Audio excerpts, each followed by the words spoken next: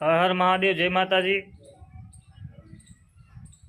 ઘણા શાસ્ત્રીઓ એવું કહે છે કે આ દુર્લભ બીલીપત્ર કહેવામાં આવે છે અને આના દર્શન માત્રથી ઘણા પાપોનો નાશ થાય છે અને ત્રણેય પાન ઉપર જય શ્રી રામ લખી શ્રી શંકર ભગવાનની પૂજા કરવામાં આવે તો મન ઈચ્છિત ફળ પ્રાપ્ત થાય છે એવું શાસ્ત્રીઓનું કહેવું છે।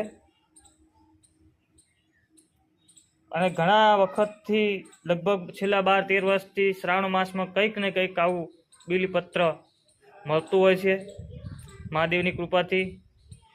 તો દરેક મિત્રોને હર હર મહાદેવ, જય માતાજી। આના દર્શન માત્રથી ફળ પ્રાપ્ત થાય છે એવું શાસ્ત્રીઓનું કહેવું છે। હર હર મહાદેવ, જય પરશુરામ।